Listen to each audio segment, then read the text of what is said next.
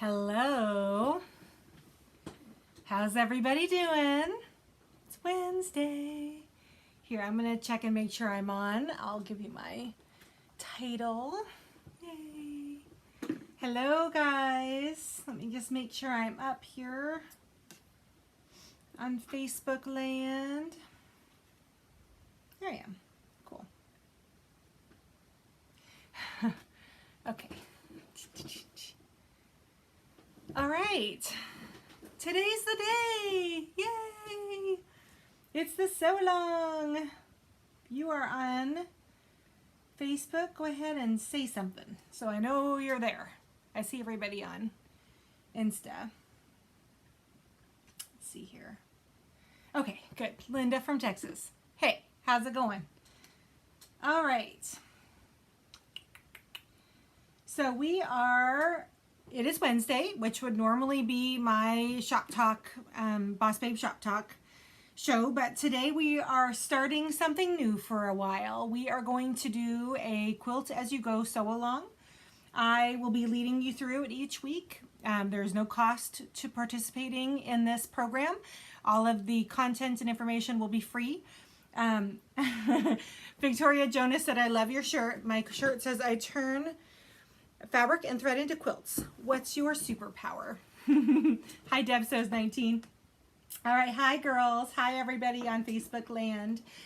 All right, so I hope everybody found, there was a gal having a little trouble finding the cutting instructions today. Pam, I hope I sent you, hi Betsy from Maine, I sent you a link in another message and a private message. I'm hoping you got it. Today is going to be a little like drinking from a fire hose, and I am going to just apologize up front. I had a debate teacher in college tell me never apologize for what you're about to say, but today is going to be a little fast. So I'm going to tell everybody right off of the bat, if I am moving too quickly for you, these videos will be available later on Instagram, YouTube, and Facebook, so don't stress out if I am rolling through things really fast, because I only want to keep you for an hour or under.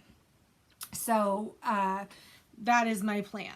We are going to do 2 blocks tonight. That's why I feel like we're going to go a little bit long. Every week you're going to have a new sampler block to do tonight. The block is named Pinetop AZ. Every block is named after a city in Arizona. Oh, and everybody likes my shirt. Thank you. It was too big and boxy. So look, I took my serger and I cut it and then I tied it. You can see my belly button. That's not okay. We don't show everybody what we own. That's what I tell my daughter. All right. So, so that's why tonight's going to run a little long, because we're going to talk about the setting block. Everybody, this is the setting block. This should be suitable if you are a beginning quilter, piecer, and also if you're new to doing your actual finishing work, you should be able to keep up. And if you need some extra tutelage, you can give me a email at info and I'm happy to walk you through. So this is your setting block. So each week you're going to do one of these and then a new block. So tonight it is Pinetop. This is the block we're going to do. This block doesn't really have anything to do with Pinetop, Arizona. I just needed to have some simpler things right out of the gate so that my new students are gaining confidence and not shying away from all of this stuff.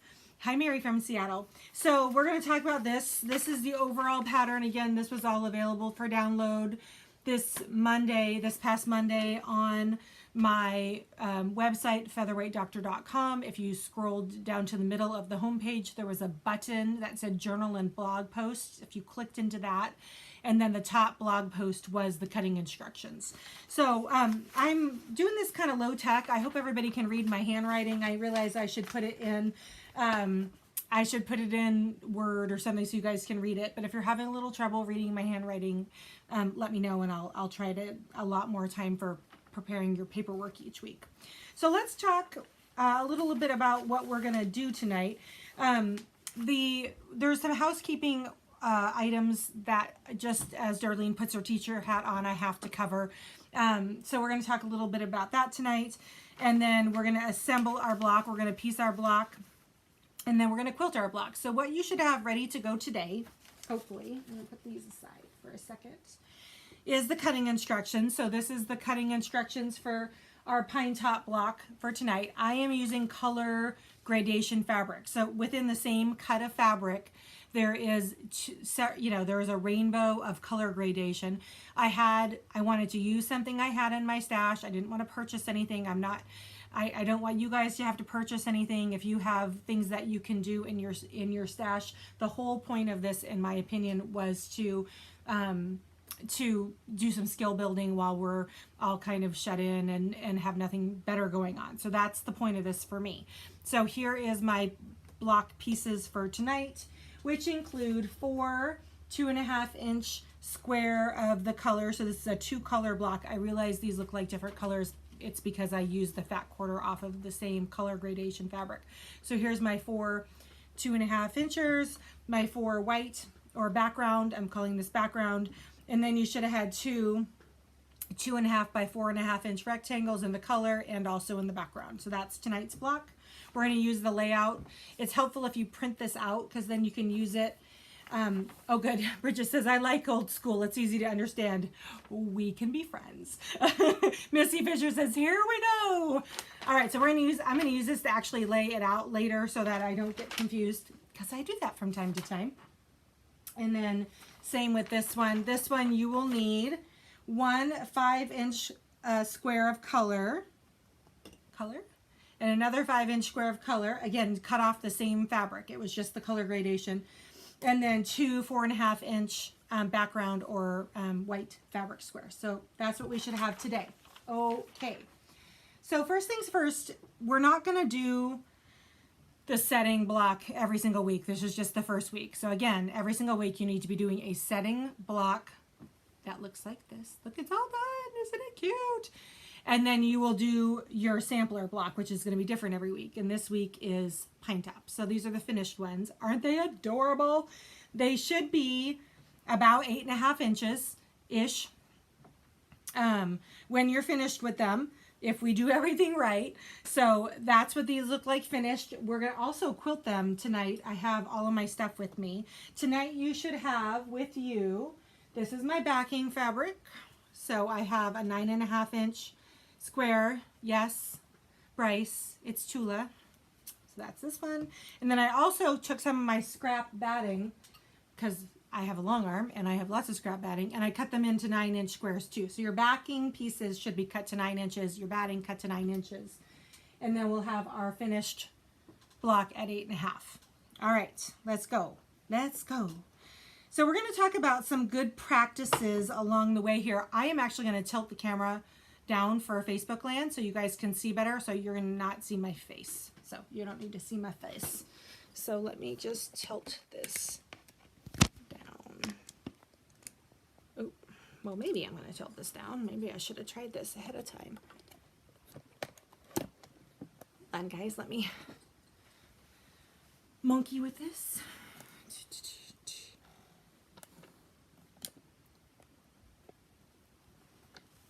Can you see better?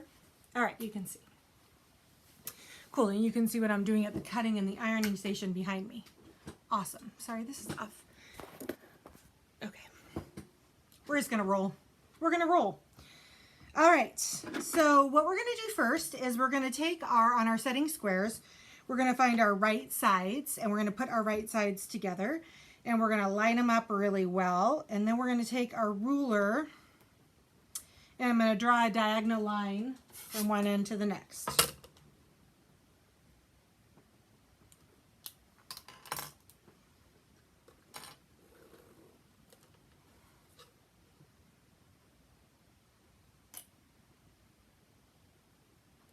Okay, this is going to be our guideline.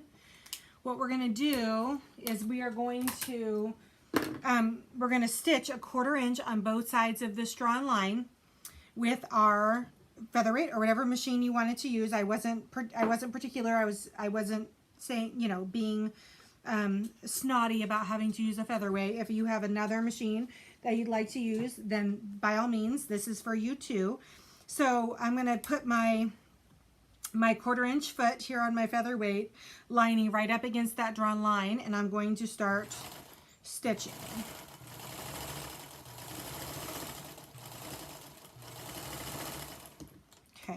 going to turn this around.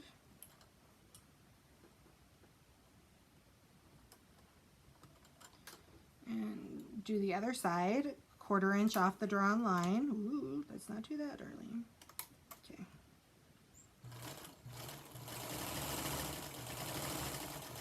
I have, there's some questions that have come in this week. I have my, I have Aurifil thread on for top and bottom. And then I also have a 7511 needle in here, quilting needle from Schmetz. So in case you're curious what I am using, that is what I am using.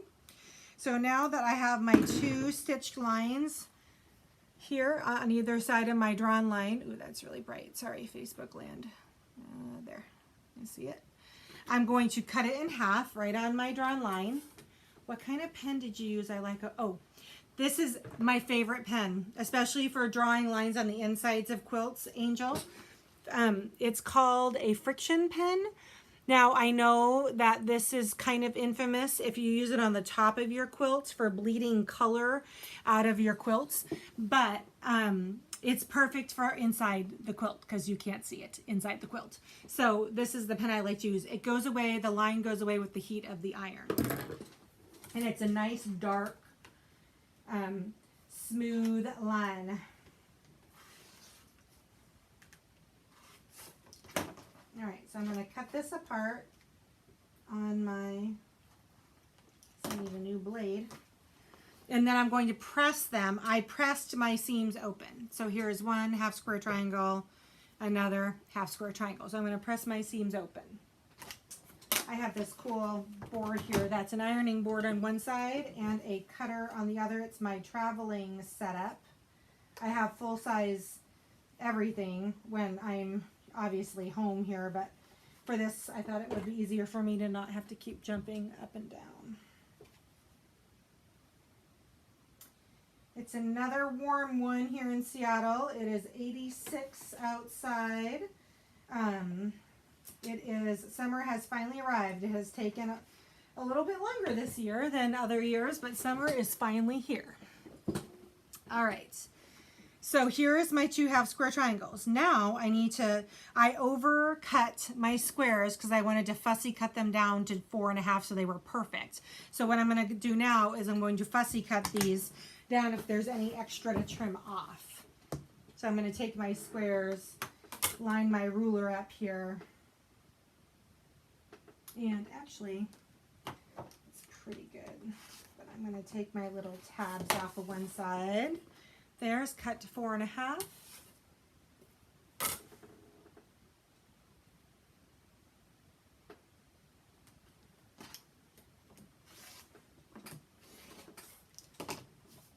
And this one's cut to 4.5. All right, so now what I'm going to do, because I can get a little silly sometimes, is I'm going to lay my pattern down on the table. I'm going to align my pieces on their given parts, and that way I don't mess anything up, because trust me ladies, I get confused sometimes, and yeah, I get confused. So here is my layout. Can you guys see that okay? So the first thing I'm going to do is I'm going to sew these two, the upper left and the upper right, together.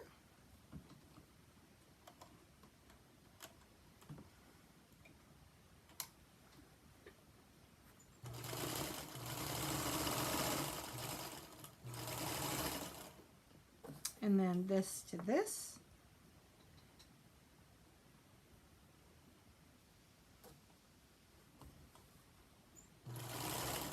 Bottom left to bottom right.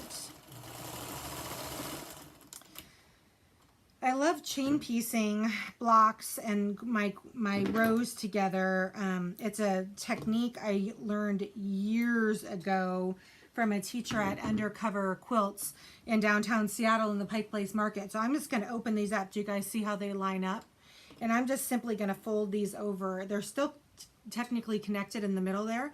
And I'm going to press this eventually to the dark side. So I'm going to take my middle section, make sure it's nice and flat, hold it with my finger and my middle finger and my thumb. If you are a pinner, I invite you to pin that so that it lines up perfectly well. I am not a pinner, and the only way I use pins is if I'm doing borders and I need it to be very, very perfect. But this kind of stuff, I kind of wing it. So, all right, so there, lined up.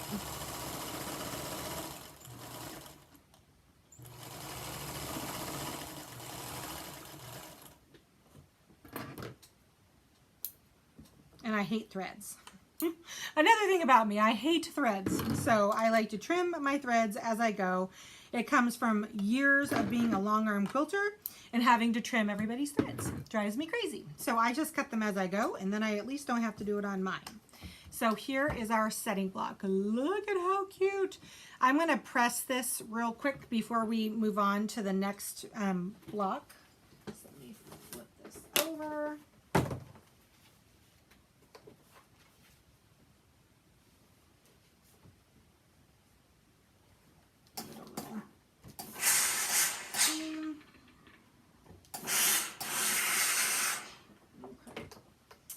All right, block one, done. Ooh, I forgot pins. Let me grab my pins. Okay, so what I'm going to do here is I'm going to just layer this. We're not going to quilt it just yet. We're going to do the other one first, and then we're going to quilt this. So I'm going to pull out my backing, put it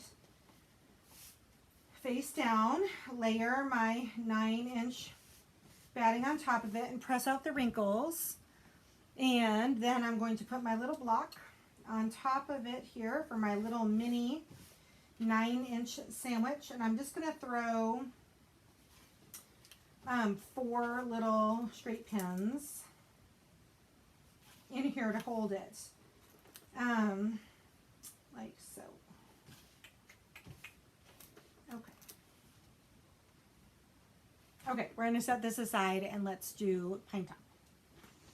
So Pinetop, I'm going to set my instructions out here so I can, as pieces get done, we're going to line them up on our pattern. So I'm going to set my rectangles aside real quick, and I just want to deal with the little 2.5-inch squares.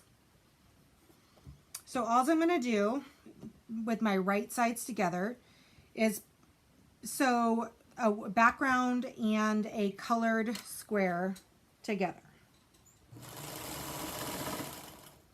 Okay, 4 times.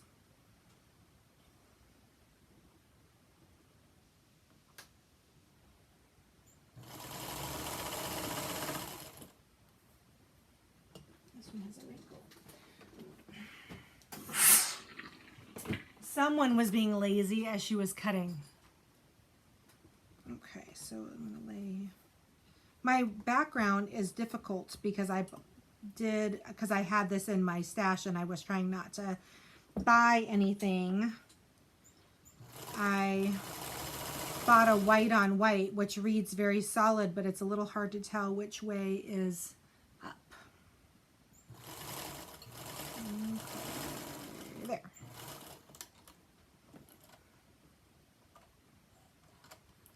All right, I have my 4 little, I'm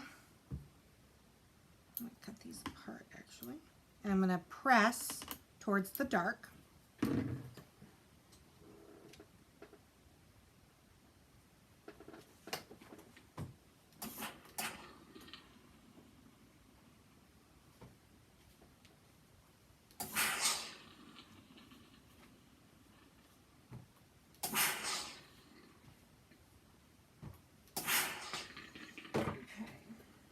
So I have 4 sections that look like this.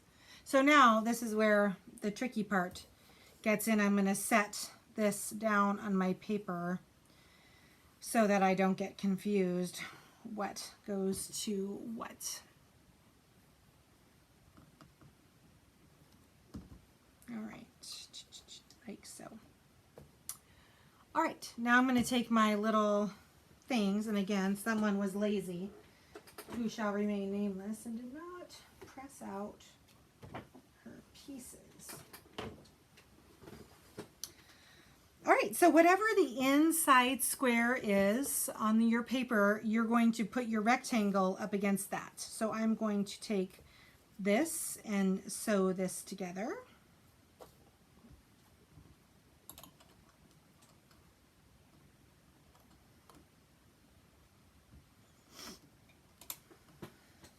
And follow suit with the other 4. So this is a dark, right? Wait a second. Did I already screw this up? I think I did.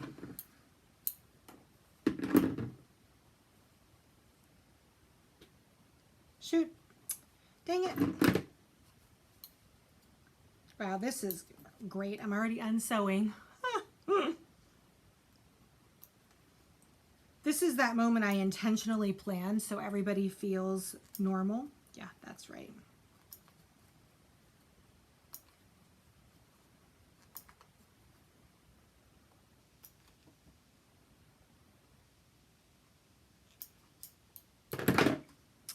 Okay.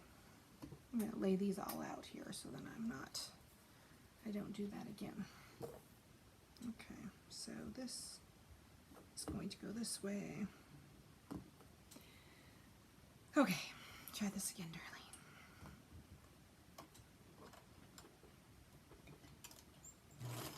So while I'm sewing these together, I had the nicest lady reach out to me the last couple days, and she invited me at some point to go do my sip and sew on her patio, social distance style. It's very big, so we don't have to be closer than 6 feet.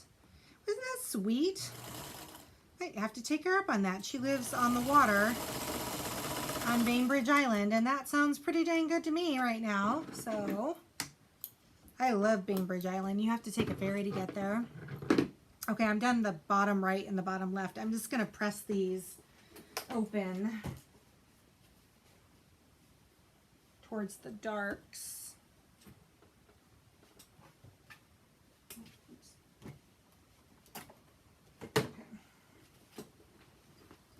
See if I got this right. Oh, look at that. That looks pretty good, right? All right, now this one to this.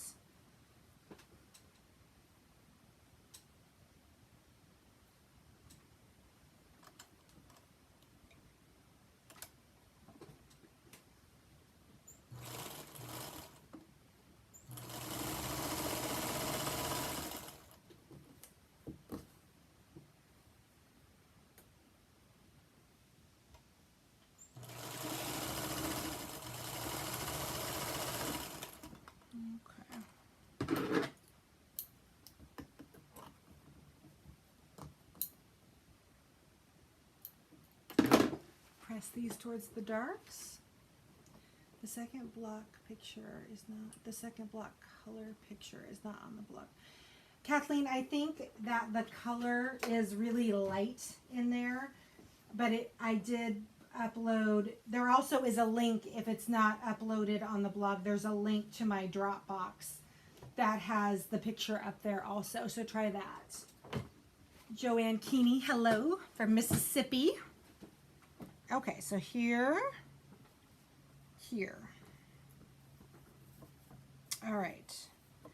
So now we have our block laid out. I'm going to go through and join my sides together, and everything should nestle really nicely if you used, you know, good etiquette with your pressing, because if you followed the rule to press to the dark, then you should be good. Okay, and then this to this.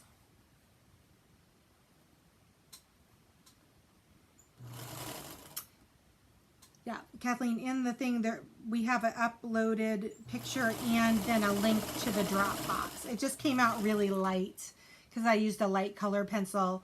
I'll try to make them more vibrant next time so that they're not so washed out when I take my scans of everything. Okay, so here's this to this. This. Nope. To this. You guys see? Now I'm going to do this And when I'm all done, I'm going to press it. And again, everything should nestle nicely.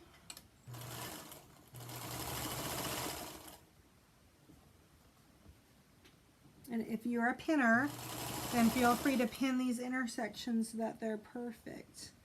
But I really consider this more of a skill building thing than going to a, you know, a quilt show for quilt judges. So, all right, there's our block.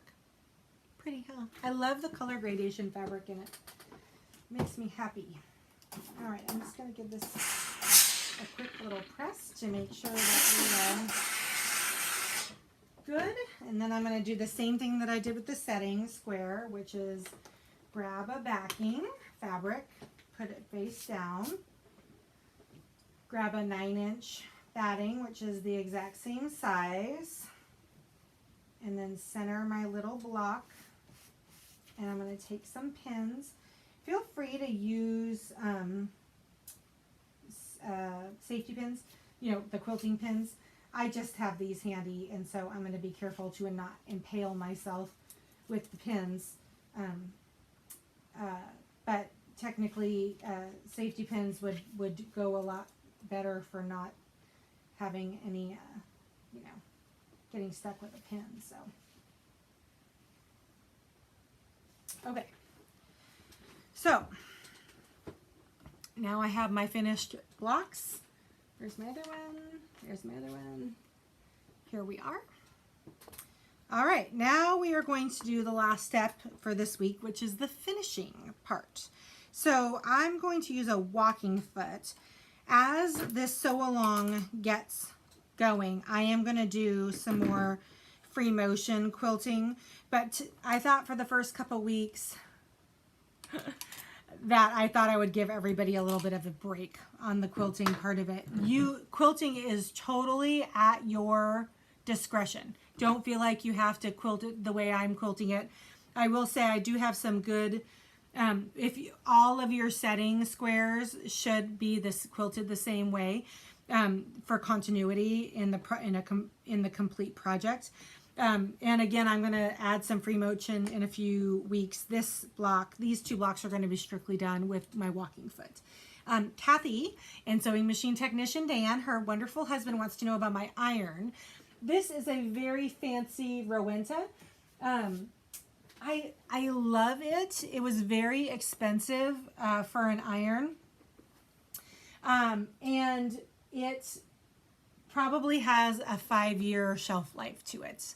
This is how we, you know, when I talk about how we live in a disposable society, this was, I think, $300. And this is the second one I've gone through in 10 years. But I just love the way that it has this exterior water tank on it. Oops, ouch. And it seems upright and continuously. It's pretty phenomenal. So that's my little cutie pie. I don't think I have the model. It's called the Rowenta Perfect Steam, Dan. Bridget says, I like the way you handle your machine. I treat mine like a preemie. I probably should. Are you trying to say I'm not treating Ruby like a preemie, Miss Bridget? All right. So here is my walking foot. I want to be really clear. This is not my favorite walking foot. I can't find my other one. And I have more coming in, but everybody last week bought walking feet. And one poor gal still waiting for hers. It's coming in today. And so this is my subpar one, but it will work for today. The walking foot is used on a sewing machine when you have a multi-thickness project like a quilt. I also put bindings on with them because it is multiple layers also. If you've ever quilted anything without a walking foot, you'll have puckers and tucks on the back side. It's because the top of the fabric is moving at a different rate of speed than the bottom layer of fabric. That's what the point of this hunky thing is. A lot of them have either an alligator mouth or a bar that goes up over the needle changer, and it literally acts like a secondary set of feed dogs to evenly feed all layers of fabric through the neck of the machine. So that's the point of a walking foot. Walking feet is pretty much for straight quilting. You can do some curved quilting. I prefer to load my walking foot on from the back of the machine. I also want to take a few minutes because, again, I have my teaching hat on and I can't help myself because if we're going to do this, we're going to do this right. So I'm going to set my projects aside for a second and talk a little bit about machine calibration, if that's okay with everybody. So, SEW. This is a sample fabric that I have. What I'm going to do is take a ruler, my little cutting ruler, and my fancy little marking pen, and I'm going to draw two lines directly across from each other. So I have exactly 1 inch between, Sharon, line to line. And what I'm going to do is I'm going to make sure my featherweight is calibrated properly. Industry standard is 10 to 11 stitches per inch. Sorry, you guys, I'm not just lean down. Is 10 to 11 stitches per inch. And as you know, we have these numbers on our featherweights and they don't really correlate to actual stitches per inch. I think a lot of times they've been disassembled and reassembled and they're not calibrated properly. So we need to make sure that our machine is set to 10 to 11 stitches per inch before we start sewing. So we're going to draw two horizontal lines directly across from each other, in parallel, and we're going to stitch between them and we're going to count stitches. Once we have the exact right calibration for our stitch length on our featherweight, we're going to move that set screw on our stitch regulator lever, so that way we never have to do this again. And there's a point to this exercise. I promise it's not just to frustrate you. So let me just make sure Ruby should be in check, but let me just make sure Ruby's in check. So I'm going to start at that first drawn line. I'm stitching between the parallel lines or perpendicularly. Gosh, that's a big word. And I'm going to, I always bring my threads up when I am quilting, especially in the middle of a project. It's, I call it hover, pierce, drop. So it's hover with the needle exactly where you want to start, roll the needle towards yourself and down into the fabric just slightly so that it holds it in place, and then drop your presser foot so that way it doesn't move. And then we're going to count really quickly here. So 1, 2, 3, 4, 5, 6, 7, 8, 9, 10, 11. Okay. All right, so technically Ruby is calibrated properly. I think I got an extra stitch in there, but it was close enough. I'm not going to mess with it. If you have too few of stitches, like 7, 8 stitches in that 1 inch gap, it means that your stitch length is too big and you need to move your lever up towards the middle a little bit, making them smaller, and then retry it. If you got too many stitches, it means they're too it's too small and you need to move it down more to give yourself a little bit more length in your stitch. And anyway, but I'd like everybody to take a minute in your free time and just make sure your machine is calibrated. Hi, Ellie Campbell from Texas. Can you go in? Yes, I believe you can go in reverse. That's actually a really good question. Let me try it real quick. Now I want everybody to know that when we're using the walking foot, it's a walking foot, not a running foot. This is not meant to be high speed sewing. So I want everybody to just pump the brakes a little bit and let's not get a little carried away. When he irons, he uses a welding torch. What? Okay, so I'm gonna just start it out in forward here. So let's see. Yeah, works fine in reverse. Bridget? Okay. She's all calibrated and ready to go. Let's get these quilts quilted.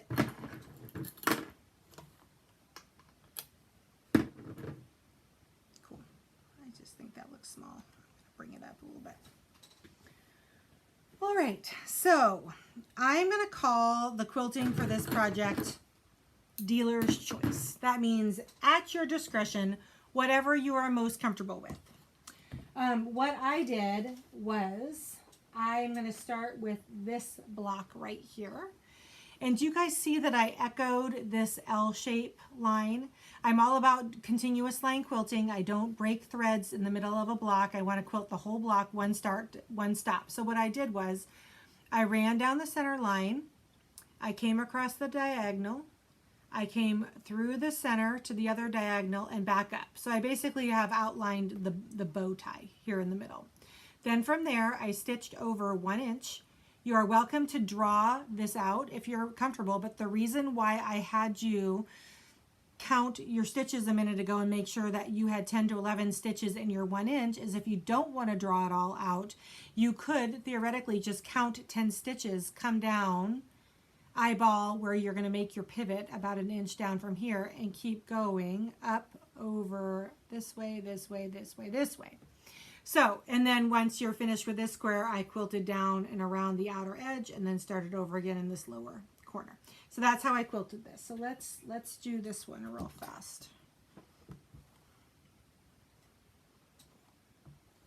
Normally I'd bring my threads up, but I'm on the edge here so I can hold them. I do that because I don't like big ugly puckers underneath my quilt. And my stitch, I can tell that my walking foot is a little tight, so I'm going to loosen it. Okay, so I'm to that first T. I'm going to just come along my diagonal here. Okay, I'm going to pull my pin out because there's no reason to run over the pin. Uh-oh, my hung.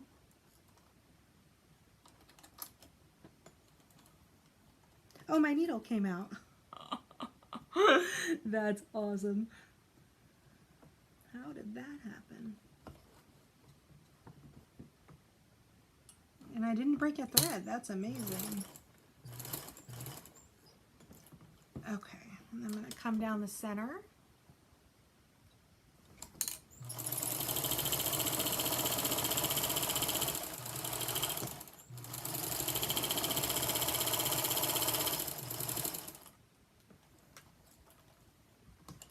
I tend to hand roll it when I'm getting close to where I want to be.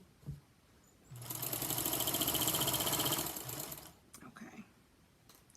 One of the things I don't like about this walking foot is it's a little pinchy. It's a little pinchy. You can adjust your, this is your presser foot tension, and I'm going to actually loosen it again because I feel like it's just pinching a little too much. All right, so that is that. Now we're also going to do the echoes, the L echoes.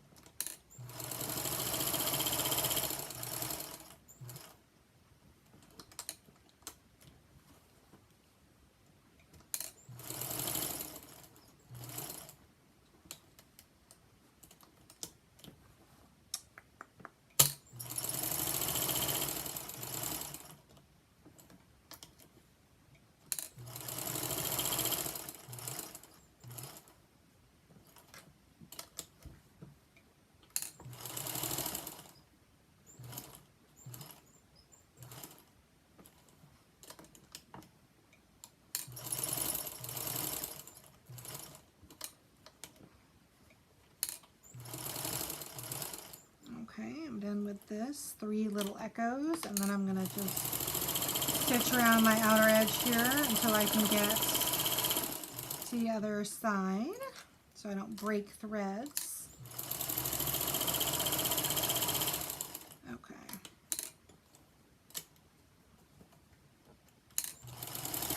Okay, 4, 5, 6, 8, 9, 10, 10.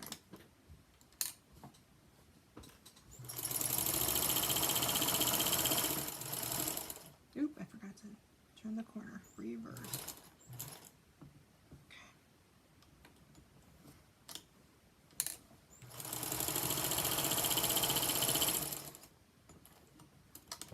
Okay. Okay. 9, 10. It's Joyce says something doesn't sound right about my machine. It's this walking foot is real metallic-y sounding. It's not the machine, it's the foot. It has a lot more mechanisms in it. says, do you leave the same thread in the bobbin or should we change to clear? Totally up to you. I am doing all of this in white top, white bottom. Yeah, Linda says it doesn't sound right either. It's the walking foot is a little squeaky. I promise it's not my Ruby. She's a little chirpy. All right. Cool. So that is one block down. Can you do a drawing of the quilt pattern? Yes. That's actually not a bad idea. What I can do, Faye, oh shoot, I broke my thread. What I can do is I can put this out on, I'll take my pattern and I'll draw it out on here. Oops.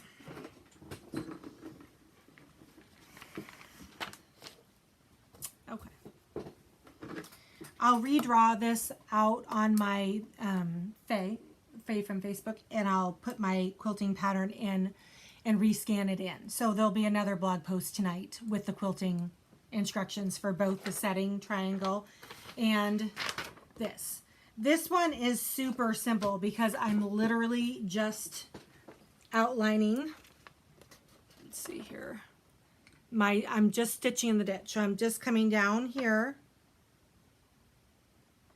and over, up, through here, but I'm stopping and addressing my inner square here and over. That's all I did. But I'll put the numbered and the colored by number or the quilted by number on this also tonight. No problem. All right. Well, I am going to stop here for the evening. I wanted to let you guys know that Friday will be my sew along. We are going to be out of town again this weekend. I'm hoping to find a good, hi Amber. I'm hoping to find a good Wi-Fi connection. So we should be set for Friday at 4 o'clock Pacific Standard Time. I will be camping, so I'm probably gonna do like some off-grid stuff with my power battery backup. And in one of my machines. I haven't decided which lovely is going with me this weekend. And I'll be working on my Tula quilt. The True Colors one behind me on the frame is still in sections, and so that is my plan. But I just want to thank everybody for joining me on week 1. I hope everybody learned something, and I will upload the quilt by number template, which is just going to have some numbers on it telling you where to turn and which to go in order how to address this block and then this block also, the setting. So yeah, we are set. Thanks guys. Thanks Kathy. I think you're pretty awesome too. We'll see you later on this week. I hope everybody has a great night. Thanks for joining me.